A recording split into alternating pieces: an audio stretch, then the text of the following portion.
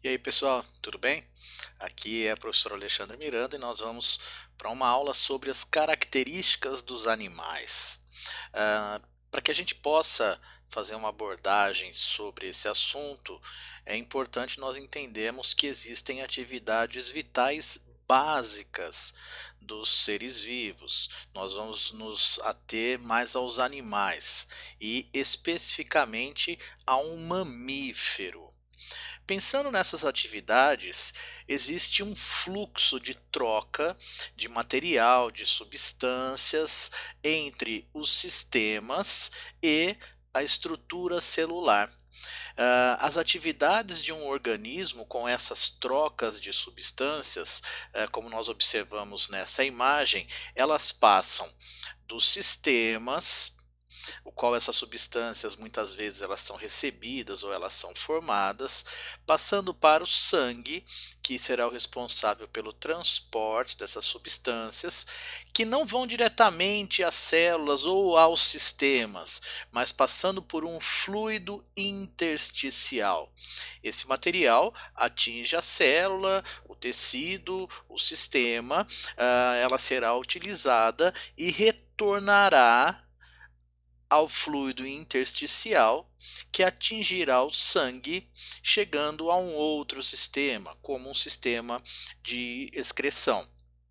Então nós temos sempre esse processo, esse caminho de passagem das substâncias para que haja as atividades vitais de um animal. Nessa perspectiva, esse intercâmbio de substâncias que nós mostramos com esse fluxograma, vamos pegar um exemplo de um alimento que foi ingerido por um organismo. Então ele vai atingir um sistema, o sistema digestório. Nesse sistema digestório, ele sofrerá a ação de um conjunto, de um arcabouço de enzimas digestivas, para que transformem esse alimento em nutrientes. Esses nutrientes, que serão compostos muito simples, eles vão ser transferidos ao sangue através do processo de absorção, assim como o sangue também receberá gases, no caso o oxigênio e o gás carbônico. Esses gases e esses nutrientes, eles atingirão o fluido intersticial e, consequentemente, serão transferidos às células. Quando nós estamos falando dos gases, esse gás que atingirá a célula será o oxigênio. Então, de todos esses compostos que atingiram as células, eles vão sofrer processos metabólicos. A célula, com essas atividades, a quebra dessas substâncias, gerará compostos residuais, entre eles podemos citar o gás carbônico, que eles serão encaminhados para o fluido intersticial, consequentemente serão incorporados ao sangue e finalmente chegará aos sistemas, os sistemas que colocarão esses resíduos para o meio externo, para fora do organismo. Então, como nós citamos o CO2, que ele é fruto da quebra da glicose, o CO2 vai ser eliminado pelo sistema respiratório, através do pulmão, que colocará esse gás para o meio externo. É interessante observar que esse intercâmbio de substâncias, eles têm um objetivo, que é manter um equilíbrio dinâmico no organismo, para que assim ele consiga manter-se vivo. Esse equilíbrio dinâmico recebe o nome de homeostase. Mas o que seria a homeostase propriamente dita? A homeostase, nós podemos defini-la por um termo que foi cunhado por Walter Cannon, que seria uma propriedade de um sistema aberto. Então pensamos que a célula é um sistema aberto, que tem contato com o meio externo, o organismo é um sistema aberto. Então, se nós pensarmos nesses seres vivos, eles conseguem regular o seu ambiente interno, buscando manter uma condição estável. Repare, para que mantenha essa condição estável, ele se utilizará de ajustes estruturais para manter esse equilíbrio dinâmico. Esse equilíbrio ele é controlado por mecanismos de autorregulação. Esse processo que o organismo tem, ele se regula para que consiga manter, mesmo com variações externas, um equilíbrio mediano. Então, poderíamos citar um exemplo. Então, o indivíduo ele precisa manter uma quantidade de água, ele precisa manter um controle hídrico do seu organismo. Ele perde água constantemente pela transpiração, pelos fluidos como a urina, pela expiração com o vapor d'água. Então a hidratação desse organismo ela vai caindo.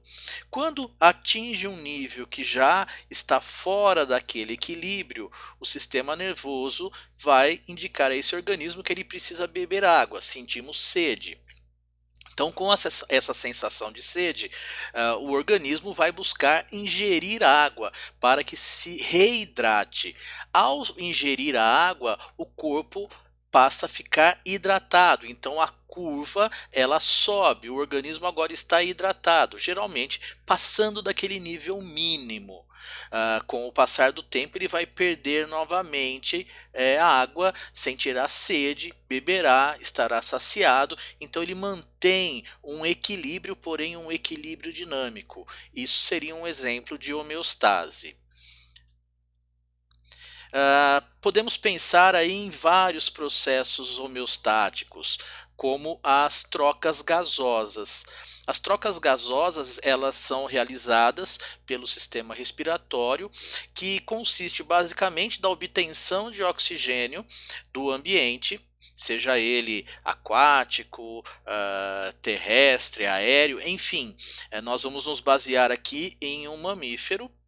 Portanto, o respiração pulmonar, ele vai retirar esse oxigênio do ambiente e liberar o CO2. Então, ele retira o O2, esse O2 será encaminhado até as células, passando pelo sangue, pelo fluido intersticial e chegando até a célula. Com a utilização desse oxigênio para a realização da respiração celular aeróbia, o resíduo que nós teremos é o CO2. Esse CO2 fará o caminho contrário, do fluido até o sangue e até o sistema respiratório, e a partir desse ponto será colocado para o ambiente externo. Então nós nessa imagem observamos o sistema respiratório, todas as estruturas que compõem o sistema respiratório.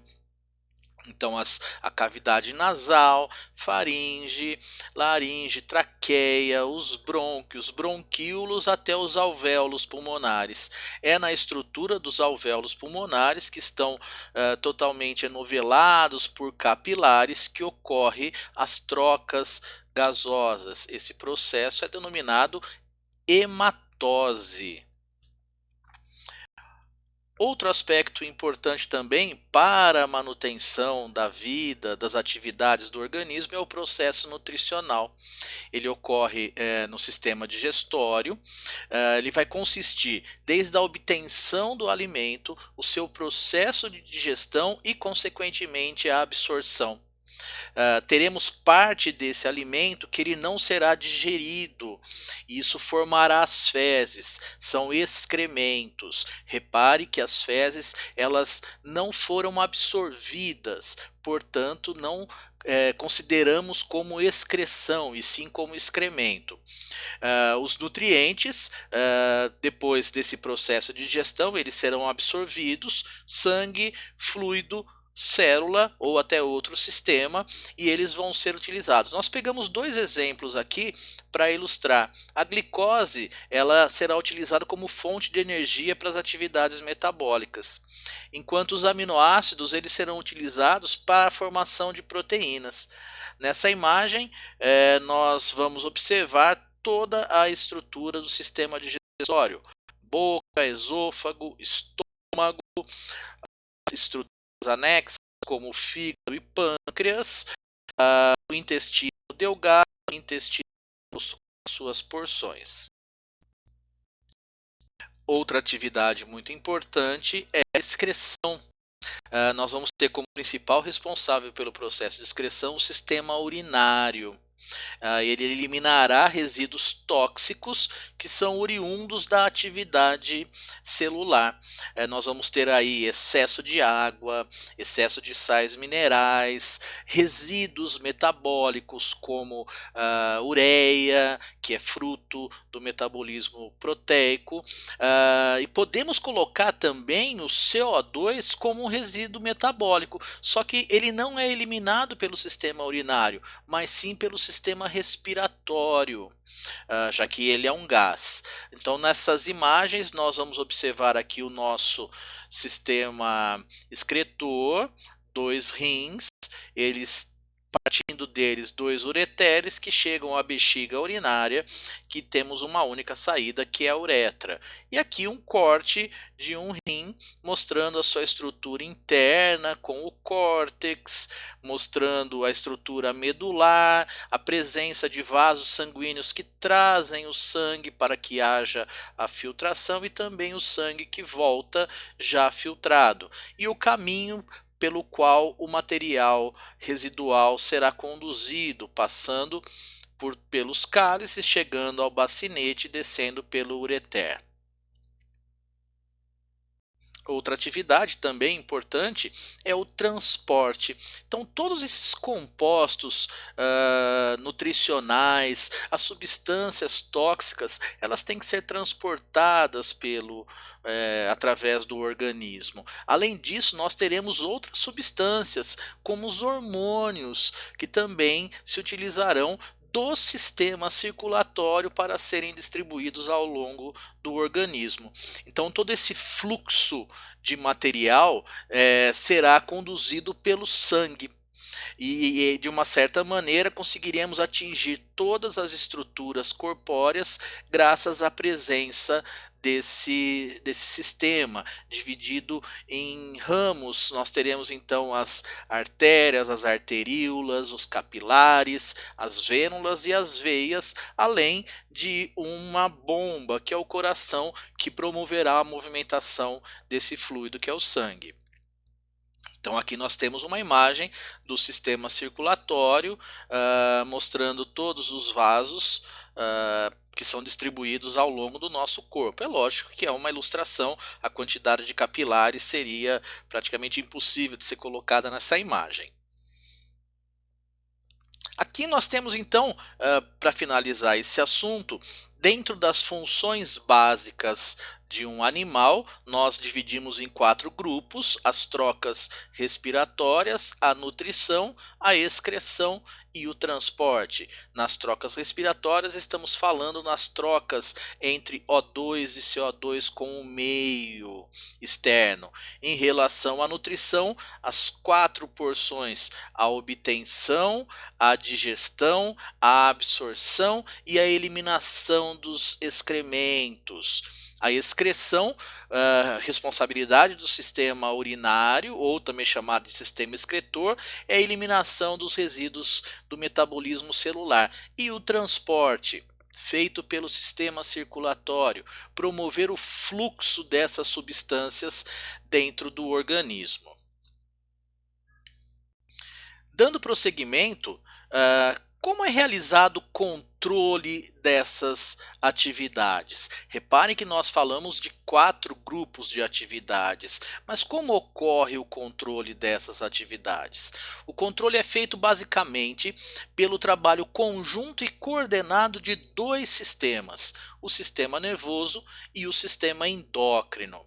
O sistema nervoso, ele trabalha a partir de conexão dos nervos com o sistema nervoso central. O sistema nervoso central, nós vamos ter o encéfalo, formado pelo cérebro, cerebelo e bulbo, e a medula espinhal. Essas estruturas, elas estão ligadas aos nervos que vão atingir todas as porções do nosso organismo. E trabalhando junto com esse sistema, o sistema endócrino. Enquanto o sistema nervoso trabalha em alta velocidade, se utilizando de pulsos elétricos, o sistema endócrino ele trabalha com hormônios, com substâncias químicas. Essas substâncias químicas são produzidas por glândulas, as chamadas glândulas endócrinas. Então, nesse esquema, nós conseguimos observar que a coordenação das atividades, ela tem a interação entre o sistema nervoso e o sistema endócrino. O sistema nervoso responsável pela percepção do ambiente, então das funções de relação, e também pelos movimentos, os movimentos trabalhando em conjunto com o sistema muscular e o sistema esquelético. Já o sistema endócrino, ele atua com a produção de hormônios, esses hormônios, como já dito, produzido pelas glândulas endócrinas. Então, finalizando o nosso assunto, para falarmos da sobrevivência e da reprodução, nós temos o controle e a regulação das atividades básicas do organismo. Esses dois aspectos eles são fundamentais para que esse organismo sobreviva no meio ambiente. Ah, com a possibilidade da sobrevivência, esse organismo poderá completar o seu ciclo vital. E passagem desse ciclo vital é a maturidade sexual. Ao atingir a maturidade sexual e tendo a regulação das suas atividades básicas, isso propiciará ao organismo a reprodução. E o objetivo da reprodução é a perpetuação da espécie, para que essa espécie continue existindo no ambiente. Então, nessa imagem a gente consegue observar um exemplo de uma vida de um mamífero. Na sobrevivência nós vamos ter as atividades básicas e a de controle. As básicas nós já vimos: trocas gasosas, excreção, nutrição e transporte. E no controle, a coordenação relacionada ao sistema nervoso e ao sistema endócrino.